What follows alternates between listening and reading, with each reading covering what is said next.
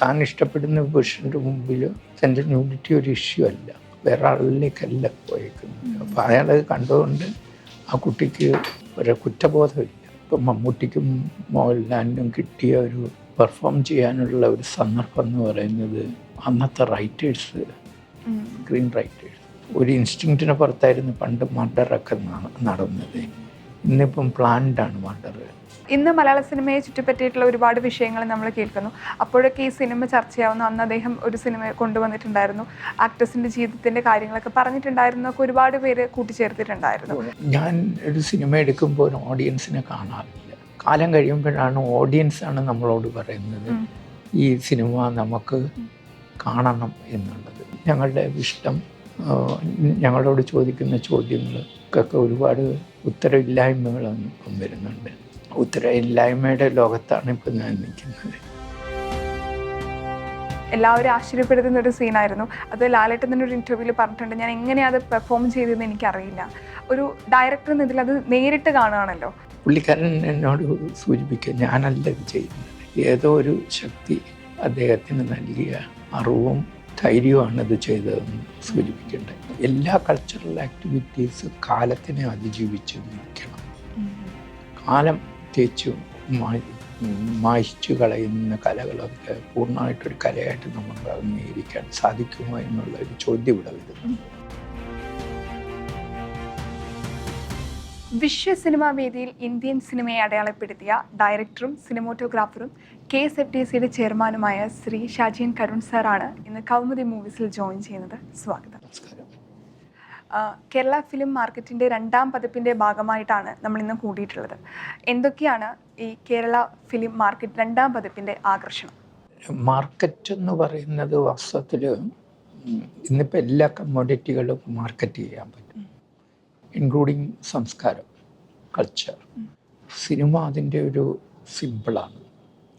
പക്ഷെ പലപ്പോഴും ഈ ആൾക്കാർ ഉദാഹരണമായിട്ട് മാർക്കറ്റ് ചെയ്യപ്പെടുന്നത് അല്ലെങ്കിൽ ആൾക്കാരിലേക്ക് എത്തിക്കുന്ന വിധമൊക്കെ മാർക്കറ്റിൻ്റെ സ്ട്രെങ്താണ്. അപ്പം സംസ്കാരം നമുക്ക് എന്തുകൊണ്ട്, ഇപ്പം നമ്മുടെ സംസ്കാരം എന്ന് പറയുന്നത് ഒരുപാട് റിഫൈൻ ചെയ്തിട്ടുള്ള ഒരു, ഇപ്പം നമ്മൾ തന്നെയാണ് കഥകളി കണ്ടുപിടിക്കുന്നത്, നമ്മുടെ തന്നെ മോഹിനിയാട്ടവും സംസ്കാരവും ഒക്കെ അതിൽ പെടുന്നവരാണ്. അത് മാർക്കറ്റ് ചെയ്യപ്പെട്ടിട്ടുണ്ട് പല സ്ഥലത്തായിട്ട്. ഇന്നിപ്പം ഇന്ത്യയുടെ ഒരു സിമ്പിൾ എന്ന് പറയുന്നത് ചിലപ്പോൾ ഒരു കഥകളിയുടെ മുഖമായിരിക്കും. അപ്പം അതൊക്കെ മാർക്കറ്റ് ചെയ്യുന്നതിൻ്റെ ഒരു ഭാഗമായിട്ടാണ്. അപ്പം സിനിമയ്ക്ക് മാർക്കറ്റ് ചെയ്യാനുള്ള സന്ദർഭങ്ങൾ ധാരാളമുണ്ട്. പക്ഷെ അത് നമ്മൾ നേരിട്ട് നമുക്ക് ഇപ്പം പോപ്പുലർ കണ്ടൻറ് എന്ന് പറയുന്നത്, ഏറ്റവും പോപ്പുലർ കണ്ടൻറ് എന്ന് പറയുന്നതാണ് ഏറ്റവും നല്ല സിനിമ എന്ന് ധരിക്കുന്ന ഒരു സമൂഹത്തിലേക്ക് നമ്മൾ കൊണ്ടെത്തിക്കും.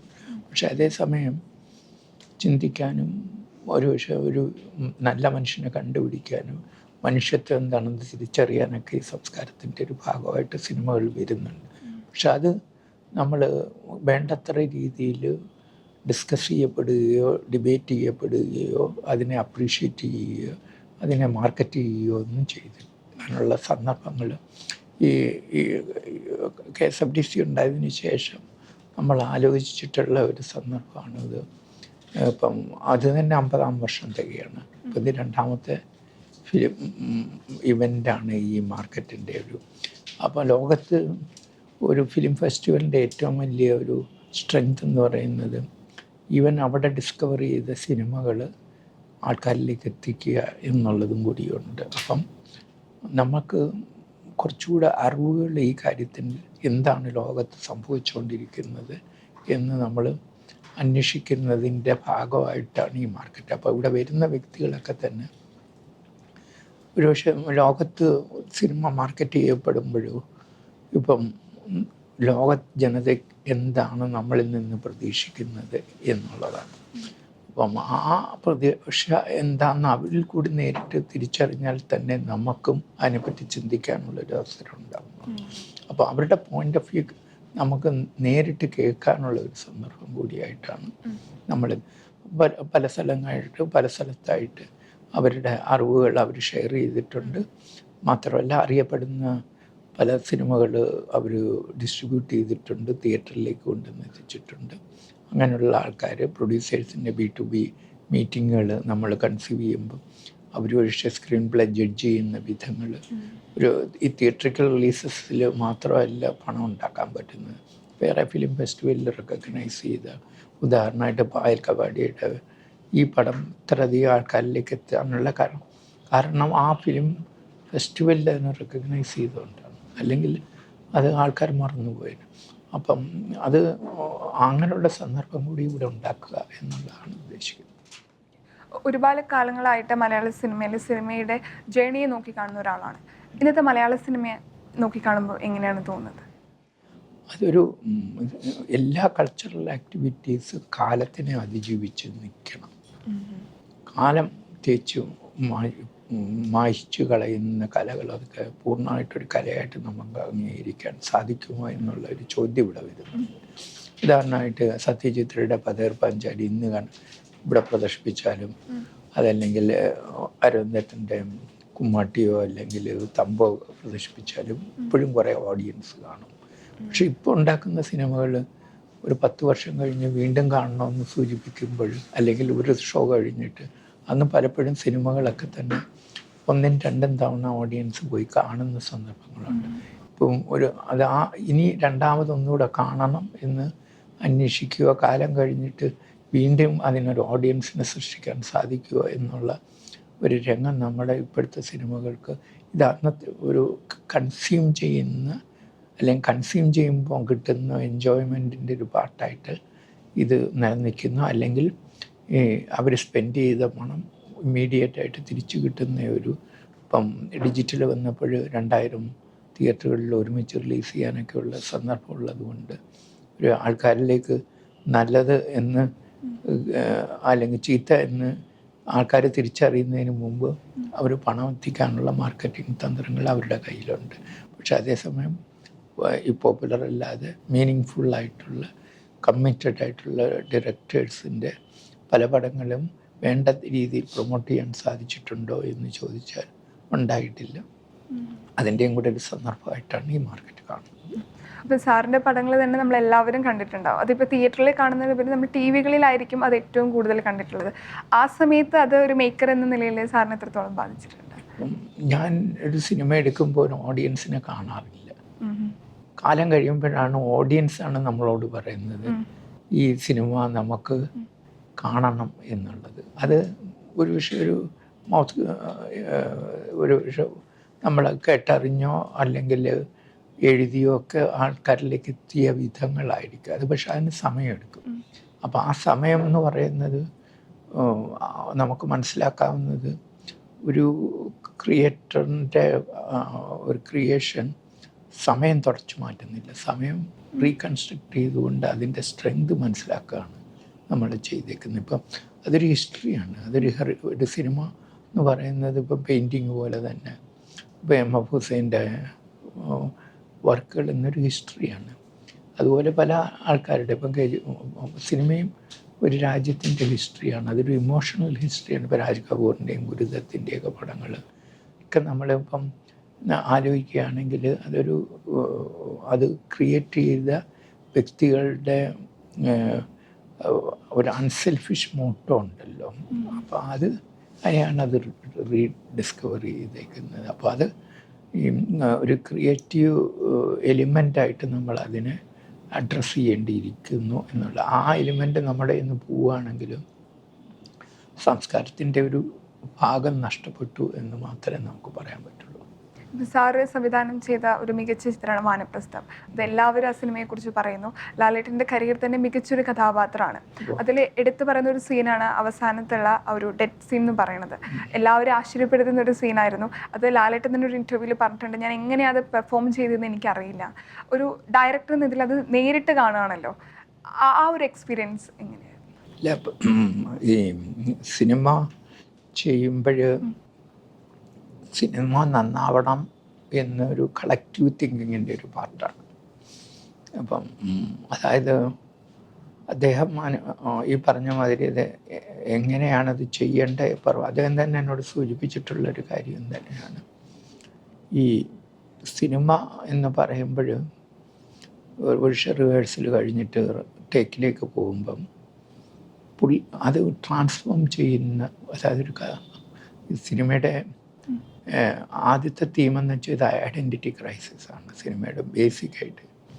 അപ്പോൾ ഈ ഐഡൻറ്റിറ്റി ക്രൈസിസ് ആണ് ശരിക്കും പറഞ്ഞാൽ മകൻ, ഭാര്യ, ഇതെല്ലാം ഈ ഐഡൻറ്റിറ്റി ക്രൈസിസ് എന്ന് പറയുന്നതിൻ്റെ ഒരു ഭാഗമായിട്ടാണ് അത് മുഴുവൻ.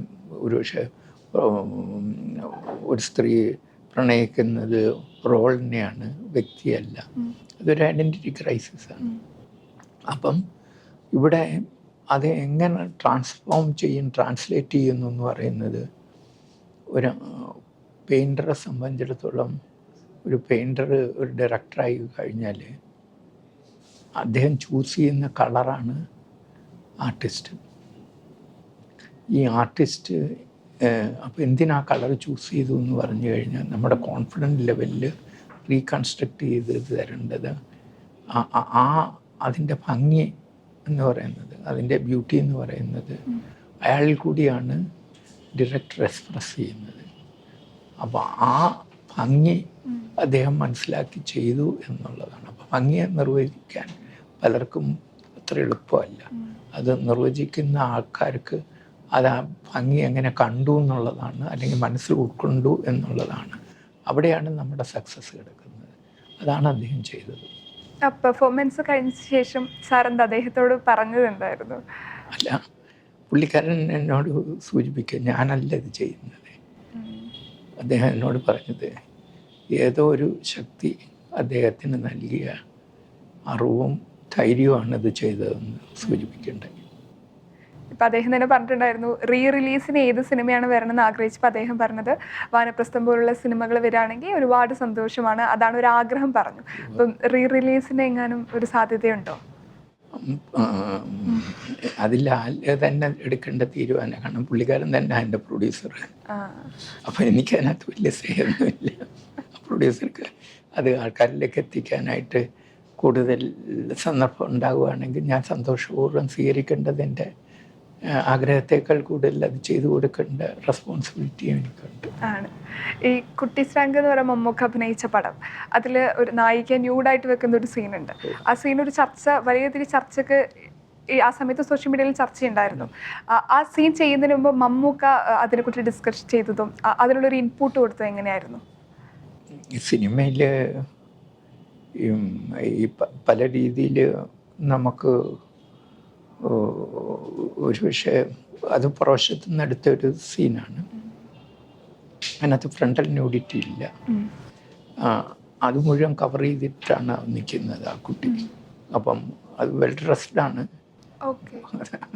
മുമ്പിലെ പുരുഷൻ മാത്രമേ കാണുന്നുള്ളൂ. അപ്പം അവിടെയൊക്കെ നമുക്ക് സാമാന്യ മര്യാദ, നമ്മുടെ ഉദ്ദേശം എന്താണെന്ന് എത്തിക്കാൻ സാധിക്കും. അപ്പം മുടിയെ സംബന്ധിച്ചിടത്തോളം ഒരുപക്ഷെ ഒരു മെയിൽ റിലേഷൻഷിപ്പ് ഈ കാണുന്ന കാഴ്ച, ഈ പറഞ്ഞ പോലെ അടുത്ത സീൻ മൂക്കിൽ നിന്ന് ബ്ലഡ് വരുന്നതാണ്. അപ്പം ഈ ബ്ലഡ് വരുന്നത് എത്ര കണ്ട് ശരിയായി, എത്ര കണ്ട് ഞാൻ ചെയ്ത പ്രവൃത്തി നന്നായി എന്നുള്ളതിൻ്റെ ഒരു ക്വസ്റ്റ്യൻ കൂടിയാണ് അത് ബ്ലഡ് വരുന്നത്. അപ്പം ക്രൈസിസ് അവിടെയും വന്നു. അതുകൊണ്ടാണ് പുള്ളിക്കാരൻ അത് തൂത്ത് കളഞ്ഞിട്ട്. അപ്പോൾ ഓഡിയൻസിനെ സംബന്ധിച്ചിടത്തോളം അടുത്തത് ആ സീനിലേക്ക് ഇത് മറക്കാനുള്ളൊരു സൗകര്യം കൂടിയാണ്. ഈ സീനെക്കുറിച്ച് ഇതല്ല ഓർക്കേണ്ടത്, അതിനെ നമുക്ക് മറയ്ക്കാനുള്ള ഒരു ടൂളും കൂടിയാണ് ബ്ലഡ് എന്ന് പറയുന്ന ഒരു കണ്ടൻറ്റ്. അപ്പോൾ അത് എന്താണെന്ന് അതിലേക്ക് ആലോചിക്കുള്ളൂ. ഇപ്പം നമ്മൾ വളരെ ചെറിയൊരു കാര്യങ്ങൾ നമ്മുടെ മെമ്മറി സൂക്ഷിക്കുന്നത്, ഇപ്പം ഉദാഹരണമായിട്ട് രാത്രിയിൽ ഒരു ശബ്ദം കേട്ട് ഷാർപ്പായിട്ടൊരു ശബ്ദം കേൾക്കുകയാണെങ്കിൽ ചിലപ്പോൾ ഉറക്കം നഷ്ടപ്പെടും. അതുപോലെ തന്നെ സിനിമയ്ക്കും ഈ ഒരു പല ഏരിയകളിലും നമുക്ക് ഗ്രാമാറ്റിക്കലായിട്ട് ഇൻ്റർപ്രറ്റ് ചെയ്യാൻ സാധിക്കും. അപ്പം ശബ്ദം ഉപയോഗിക്കാം, ഒരു പക്ഷേ കാഴ്ചകൾ ഉപയോഗിക്കാം, അതല്ലെങ്കിൽ ഡയലോഗുകൾ ഉപയോഗിക്കാം. ഇതൊക്കെ നമുക്ക് കൺസീവ് ചെയ്യാൻ പറ്റുന്നതാണ്. പക്ഷെ അതെങ്ങനെ അതിൻ്റെ ഫ്ലോയെ നമുക്ക് ഏത് നിലയിൽ തിരിച്ചുവിടണം എന്നുള്ളത് റൈറ്റിങ്ങിൽ വളരെ ഇമ്പോർട്ടൻ്റ് ആണ്. റൈറ്റിങ്ങിൽ തന്നെ അവിടെ അഡ്രസ്സ് ചെയ്യുമ്പോൾ പെർഫോമർക്ക് അത് കുറേ കൂടെ ക്ലാരിറ്റി. അപ്പം മമ്മൂട്ടി അത് സൂചിപ്പിക്കുകയുണ്ടായി. കാരണം നമ്മൾ പറയുന്നത് രണ്ട് തരത്തിലാണ്. ഒന്ന്, താൻ ഇഷ്ടപ്പെടുന്ന പുരുഷൻ്റെ മുമ്പിൽ തൻ്റെ ന്യൂഡിറ്റി ഒരു ഇഷ്യൂ അല്ല, വേറെ ആളുകളിലേക്കല്ല പോയേക്കുന്നത്. അപ്പോൾ അയാളത് കണ്ടുകൊണ്ട് ആ കുട്ടിക്ക് ഒരു കുറ്റബോധമില്ല. അപ്പോൾ അത് വളരെ പെട്ടെന്ന് റൂം തുറന്ന് അയാളുടെ സ്വാതന്ത്ര്യം അയാൾ ഉപയോഗിച്ച് അകത്തേക്ക് കടക്കാനുള്ള ഒരു സന്ദർഭം അയാളുടെ കൂട്ടുകാരനെ കാണാൻ വന്നതാണ്. അപ്പോൾ അവിടെ കുറ്റബോധവും ഇല്ലാത്ത ഒരു സന്ദർഭം കൂടിയായിട്ട് തന്നെ ഇൻ്റർപ്രറ്റ് ചെയ്യാം. ഇപ്പോൾ മലയാള സിനിമയിൽ ടാലൻറ്റഡ് ആയിട്ടുള്ള ഒരുപാട് ആക്ടേഴ്സും വരുന്നുണ്ട്. ഇപ്പോൾ ഓള് എന്ന് പറഞ്ഞ സിനിമയിൽ ഷൈൻ നികത്തിനെ വെച്ചാണ് സാർ സിനിമ ചെയ്തത്. അതുകൊണ്ട് തന്നെ പുതിയ താരങ്ങളെ നന്നായിട്ട് തന്നെ ഒബ്സർവ് ചെയ്യുന്നുണ്ട്, മനസ്സിലാക്കാം. ഇനി ഒരു സിനിമ ചെയ്യുകയാണെങ്കിൽ ഈ പുതിയ തലമുറയിലെ ഏത് നായകനെ ആയിരിക്കും സിനിമയിൽ ആഡ് ചെയ്യുക, അങ്ങനെ ഒരു ചിന്തയോ? ഈ ഇപ്പം മമ്മൂട്ടിക്കും മോഹൻലാലിനും കിട്ടിയ ഒരു പെർഫോം ചെയ്യാനുള്ള ഒരു സന്ദർഭം എന്ന് പറയുന്നത് അന്നത്തെ റൈറ്റേഴ്സ്, സ്ക്രീൻ റൈറ്റേഴ്സ്, MT ആയാലും അതുപോലെ തന്നെ പത്മരാജനായാലും ഭരതനാണെങ്കിലും ഒക്കെ സ്ക്രീൻ റൈറ്റേഴ്സിൻ്റെ വേരിയേഷൻസിലാണ് അവർ പെർഫോം ചെയ്തത് നമ്മൾ ഇന്ന് മെമ്മറി ആയിട്ട് സൂക്ഷിക്കുന്നുകൊണ്ടാണ് അവരെ കടത്തി വെറ്റാനൊരു. ഇപ്പം പണ്ടൊക്കെ തന്നെ അപ്പം അവർക്ക് പെർഫോം ചെയ്യാൻ സ്ക്രീൻ റൈറ്റേഴ്സും ഉണ്ടായിരുന്നു, കഥയും ഉണ്ടായിരുന്നു. അപ്പം അത് എത്ര കണ്ട് മിസ് ചെയ്യുന്നു നമ്മൾ ആലോചിക്കേണ്ടിയിരിക്കുന്നു ഈ സന്ദർഭത്തിൽ. അപ്പം ഒരു ആക്ടറെ സംബന്ധിച്ചിടത്തോളം പെർഫോം ചെയ്യാനായിട്ട് ഇപ്പം ഹിന്ദി സിനിമകളിൽ ഏറ്റവും നന്നായി പെർഫോമൻസ് ചെയ്യുന്നതായിട്ട് നമ്മൾ മനസ്സിലാക്കിയിരിക്കുന്നത് അതിൻ്റെ സോങ്ങിൽ കൂടാണ്. അവിടാണ് അവർ പെർഫോം ചെയ്യുന്നത്. അപ്പോൾ അതുകൊണ്ടത് മെമ്മറൈസ് ചെയ്യുന്നുണ്ട്. പക്ഷെ ഇവിടെ അവർക്ക് കിട്ടിയ ഒരു രംഗം ഇന്നത്തെ പുതിയ തലമുറയ്ക്ക് കിട്ടിയിട്ടുണ്ടോ എന്ന് എനിക്ക് സംശയമുണ്ട്. അപ്പം അതുകൊണ്ടാണ് അവരെന്നും നമ്മൾ ബഹുമാനിക്കുക. അവർക്ക് കിട്ടിയ ആ വേരിയേഷൻ ഓഫ് വർക്കുകൾ നമുക്കിപ്പം ഉദാഹരണമായിട്ട് നമുക്കൊക്കെ അറിയാം. സത്യനൊക്കെ തകഴിയുടെ മറ്റേ ചെമ്മീനായാലും ബഷീറിൻ്റെ ഭാർഗവി മറ്റേ സ്ക്രീൻ പ്ലേ പുള്ളിക്കാരനാണ് എഴുതിയത്.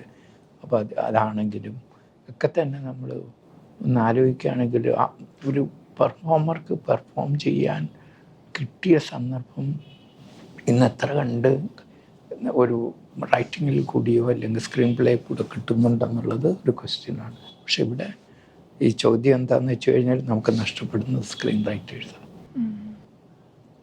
അല്ലാതെ സിനിമയേക്കാൾ കൂടുതൽ അത് പറയാനുള്ള യോഗ്യത എന്ന് പറയുന്ന അവരുടെ റെസ്പോൺസിബിലിറ്റി, അതൊക്കെ വ്യത്യസ്തത്തോടുകൂടി കാണാനുള്ള ഒരു സന്ദർഭമാണ് ഈ ഫിലിം മാർക്കറ്റിൻ്റെയും കൂടെ റെസ്പോൺസിബിലിറ്റി.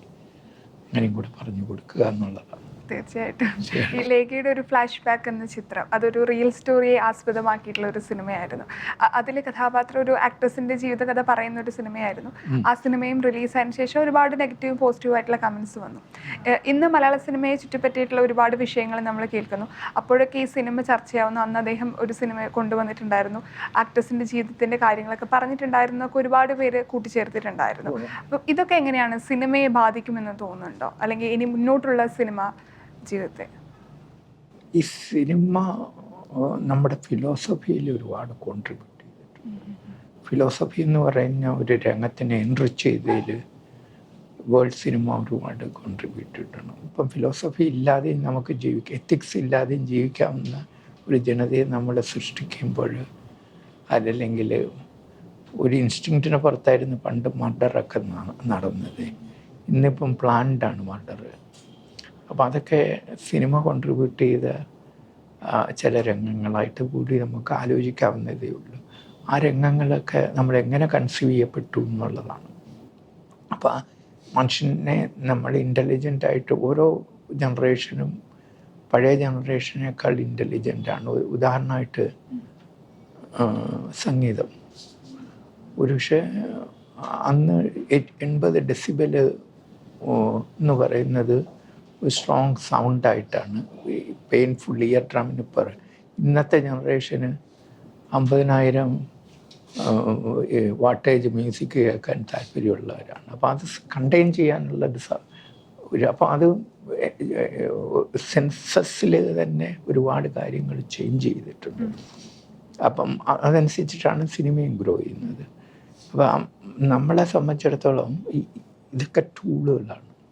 ഇപ്പം പണ്ടത്തെ സിനിമ അറിയാമല്ലോ, MTയുടെയൊക്കെ സിനിമകൾ നമുക്കിപ്പം ഒരു സ്ത്രീയും ഒരു പുരുഷൻ അല്ലെങ്കിൽ പുരുഷൻ ഒരു സ്ത്രീയെ സ്നേഹിക്കുന്നു എന്ന് പറയുന്നത് തന്നെ ഒരു കഥയാണ് അല്ലേ. എൻ്റെ സ്റ്റോറിയുടെ എൻഡിലായിരിക്കും അത് റിവീൽ ചെയ്യുന്നത്. ഇന്നിപ്പോൾ ഒരു ടെലിഫോണിൻ്റെ കാര്യം മാത്രമേ ഉള്ളൂ.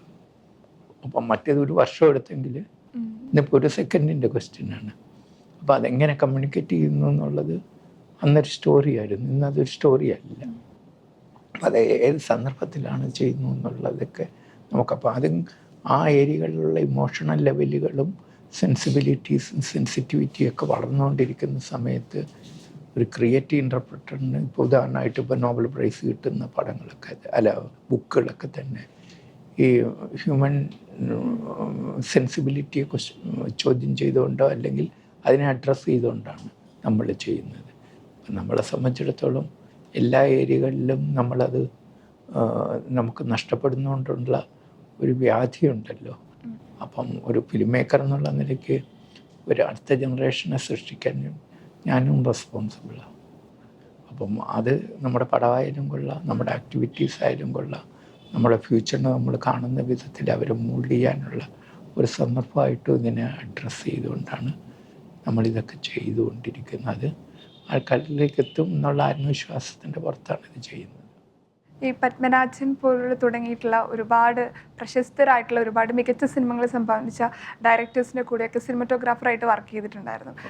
ഇപ്പോൾ അവരെ പോലുള്ള ടാലൻറ്റഡ് ആയിട്ടുള്ള അവരൊക്കെ മിസ് ചെയ്യാറുണ്ടോ? അല്ലെങ്കിൽ അതുപോലെ കഴിവുള്ള ഇപ്പം സംസാരിക്കുമ്പോൾ പോലും എനിക്ക് തോന്നിയിട്ടുണ്ടായിരുന്നു അവരൊക്കെ അത്രയുള്ള ഒരു ടാലൻറ്റഡ് ആയിട്ടുള്ള ആളുകളെ മിസ് ചെയ്യാറുണ്ടോ? തീർച്ചയായിട്ടും ഉണ്ട്. കാരണം ഇന്നൊരു സിനിമ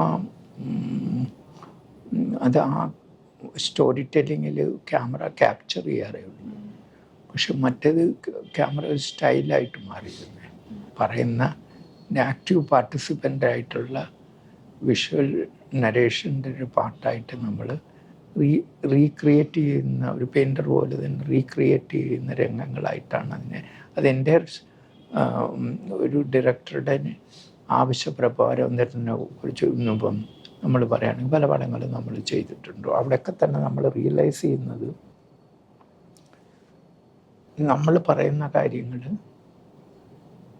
അദ്ദേഹം പറയുന്ന കാര്യങ്ങൾക്ക് എനിക്ക് ഒരു ആഡഡ് സോള് അല്ലെങ്കിൽ സ്പിരിച്വാലിറ്റി എനിക്ക് കൊടുക്കാൻ പറ്റുകയാണെങ്കിൽ ഞാനൊരു ക്ലോസപ്പ് ആയിരിക്കില്ല സിനിമയിലെടുക്കുന്നത്.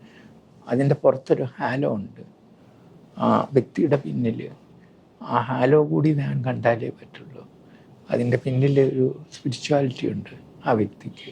അപ്പോൾ അയാളെ ആ വ്യക്തി സ്ത്രീ ആയാലും അതേ പുരുഷനായാലും അതും കൂടെ ക്യാപ്ചർ ചെയ്യാൻ ഞാൻ നോക്കിയിരുന്നു എന്നുള്ളതാണ്.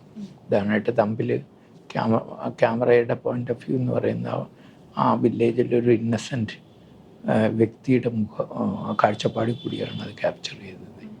അപ്പം അത് ഒരു സ്റ്റൈലായിട്ടാണ്. അപ്പോൾ എല്ലായിടത്തും കോൺട്രിബ്യൂട്ട് ചെയ്യാനുള്ള ഫോട്ടോഗ്രാഫിക്ക് കോൺട്രിബ്യൂട്ട് ചെയ്യാനുള്ളൊരു സന്ദർഭം ഉണ്ടായിരുന്നു എന്നുള്ളതാണ് അവരുടെ വർക്കുകളിൽ.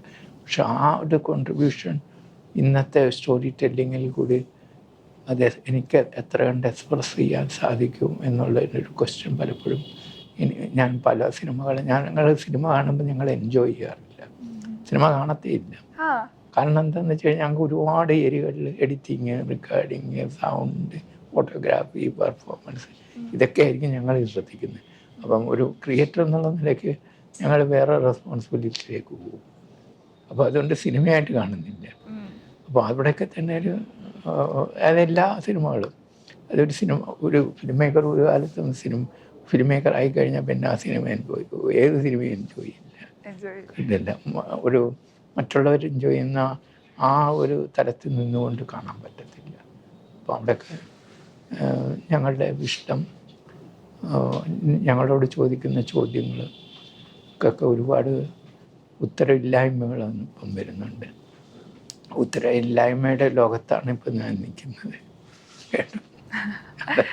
സാറ് ചെയ്തതിൽ സാറിൻ്റെ ഫേവറേറ്റ് ആയിട്ടുള്ള ഒരു പടം ഏതാണ്?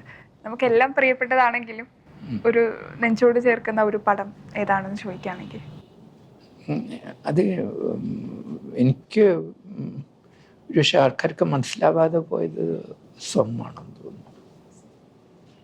മറ്റേതൊക്കെ വളരെ പെട്ടെന്ന് ഡൈജസ്റ്റ് ചെയ്യും.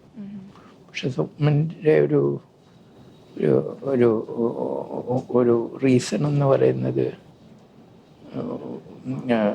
നമ്മൾ ഈ പണത്തിൻ്റെ ഇൻ്റർപ്രിട്ടേഷൻ്റെ ഒരു ഭാഗമായിട്ടാണ് ചെയ്തത്. പണമില്ലാതെ വരുമ്പോൾ ഒരു ഫാമിലി ഡിസൻറ്റിഗ്രേറ്റ് ചെയ്യുന്ന വിധേയം ഒരു പണം എന്ന് പറഞ്ഞാൽ ആവശ്യത്തിന് വേണ്ടി ജീവിക്കാൻ വേണ്ടിയിട്ടൊരു പണത്തിൻ്റെ ആയിരുന്നു ക്വസ്റ്റ്യൻ നമ്മൾ ചെയ്തിരുന്നത്. പക്ഷെ അതിൻ്റെ അഭാവം ഒരു ടോട്ടൽ ഹ്യൂമൻ ബീയിങ്ങിനെ അങ്ങനെ ഡിസൻറ്റിഗ്രേറ്റ് ചെയ്യപ്പെടുന്നു എന്നുള്ളതാണ്. അത് കൂടുതൽ മനസ്സിലായി. പക്ഷേ യൂറോപ്പിൽ അത് വളരെ പെട്ടെന്ന് മനസ്സിലാവുകയും ചെയ്തു. പക്ഷെ അവിടെ മനസ്സിലാവുകയും ഇന്ത്യയുടെ ഒഫീഷ്യൽ കോമ്പറ്റീഷനായിട്ട് അത് മാറുകയൊക്കെ ചെയ്തപ്പോൾ 32 വർഷത്തിന് മുമ്പ് ഈ പായലിൻ്റെ കോമ്പറ്റീഷൻ വരുന്നതിന് 32, അതിനുശേഷം പിന്നെ ഒരു ഇന്ത്യൻ പടം വന്നിട്ടില്ല. പക്ഷെ അത് മനസ്സിലാക്കാനുള്ള ആൾക്കാരുണ്ടായിരുന്നു എന്നുള്ളത് മാത്രമാണ് എൻ്റെ സ്ട്രെങ്ത്. പക്ഷെ ഇവിടെ അത് അത്ര നന്നായി വെൽ റിസീവ് ചെയ്യപ്പെട്ടിട്ടില്ല എന്നുള്ളതിൻ്റെയും കൂടി ഒരു ഇഷ്യൂ എനിക്ക് തോന്നാറുണ്ട്. പിന്നെ പിറവിയുടെ സക്സസ് രണ്ടാമത്തെ പടത്തിന് നമ്മുടെ ആൾക്കാർ തരുന്ന പോലെ അംഗീകരിക്കാൻ അവർക്ക് വൈമനസ്യം ഉണ്ടായിരുന്നു. മറ്റേത് അതൊരു ഈ പറഞ്ഞ മാതിരി അയാൾ അതിന് പറ്റിയ യോഗ്യനാണോ എന്നുള്ളൊരു ചോദ്യവും കൂടി അവിടെ വന്നു എന്നുള്ളതാണ് എൻ്റെ ഒരു വിഷമം. അത് ഒരു മലയാളിയുടെ പ്രസൻസിൽ ഞാൻ ഒരു പക്ഷേ യൂറോപ്പ് അല്ലെങ്കിൽ അവരുടെ അടുത്ത പടം എൻകറേജ് ചെയ്ത പോലെ ആ പടത്തിനെ എൻകറേജ് ചെയ്തില്ല. അതുപോലെ തന്നെ കുട്ടിസ്രാങ്കും എൻകറേജ് ചെയ്തില്ല എന്നുള്ളത് ഒരു വിഷയം. അതൊരു പെയിൻഫുൾ മെമ്മറി ആണെങ്കിലും എന്നെങ്കിലുമൊക്കെ അത് ഡിസ്കവർ ചെയ്യുമല്ലോ. ഒരു ആർട്ട് ഫോം മോശമാണെങ്കിൽ നല്ലതെന്ന് പറഞ്ഞാൽ അത് നല്ലതല്ല എന്ന് പ്രൂവ് ചെയ്യുന്നത് കാലമാണ്. അല്ല എന്ന് പറഞ്ഞാൽ നല്ലതാണെന്ന് പ്രൂവ് ചെയ്യുന്നതും കാലമാണ്. അപ്പോൾ അങ്ങനൊരു കാലഘട്ടം ഉണ്ടാവും എന്നുള്ള വിശ്വാസത്തിൽ നടക്കുക. ഒരുപാട് സന്തോഷം സർ. ഈ KMF എന്ന് പറഞ്ഞൊരു യാത്ര മലയാള സിനിമയ്ക്ക് ഒരു വലിയ ഭാവിയാവട്ടെ, വലിയൊരു വഴി തുറന്നു കൊടുക്കട്ടെ എന്ന് ആശംസിക്കുകയാണ്. അപ്പോൾ സാറിനെ സ്നേഹിക്കുന്ന ഒരുപാട് പ്രേക്ഷകരുണ്ട്. ഇപ്പോൾ സാറിൻ്റെ സിനിമകൾക്കായിട്ട് കാത്തു നിൽക്കുന്ന ഒരുപാട് പേരുണ്ട്. സാറ് ചെയ്തു വെച്ച സിനിമകളെക്കുറിച്ച് ഇപ്പോഴും സംസാരിക്കുന്നവരുണ്ട്. ഇപ്പോൾ സാറിൻ്റെ ഒരു ഇൻ്റർവ്യൂക്ക് താഴെ സാറിൻ്റെ ചെയ്ത് കഴിഞ്ഞ വർക്കുകളെക്കുറിച്ച് സംസാരിക്കുന്ന ആളുകളുണ്ട്. അപ്പോൾ ഇപ്പോഴും സാറിൻ്റെ സിനിമകളായിട്ട് കാത്തിരിക്കുകയാണ്. സാർ ഇനിയും സിനിമകൾ ചെയ്യണം. സ്നേഹിക്കുന്ന ആളുകളോട് എന്താ സാറിന് പറയാറുള്ളത്? അല്ല, അത് അവർ എനിക്ക് തന്ന എന്നെ ആക്കിയത് എൻ്റെ ഓഡിയൻസാണ്. അല്ലെങ്കിൽ നമ്മൾ ഈ ഒരുമിച്ചിരുന്ന് വർത്തമാനം പറയേണ്ടി വരില്ല. അപ്പോൾ അവരോടുള്ള ബഹുമാനം എന്ന് റീറ്റെയിൻ ചെയ്യും. കാരണം അവരാണ് എന്നെ ഈ നിലയിലേക്ക് കൊണ്ടുവന്ന് എത്തിച്ചത്. അല്ലാതെ എൻ്റെ ക്രിയേഷൻ കാണുമ്പോൾ ഞാൻ അവരെ കണ്ടിട്ടില്ല. പക്ഷെ അവരാണ് പിന്നെ എന്നെ കണ്ടെത്തത്. അപ്പോൾ എൻ്റെ മോറൽ ഓബ്ലിഗേഷൻ എനിക്കുണ്ട്. അപ്പോൾ അതുകൊണ്ട് അവരോട് ബഹുമാനം നിലനിർത്തേണ്ടത് എൻ്റെയും കൂടെ സംസ്കാരമാണെന്ന് ഞാൻ തിരിച്ചറിയുകയും ചെയ്യുന്നു. Thank you so much. Thank you so much.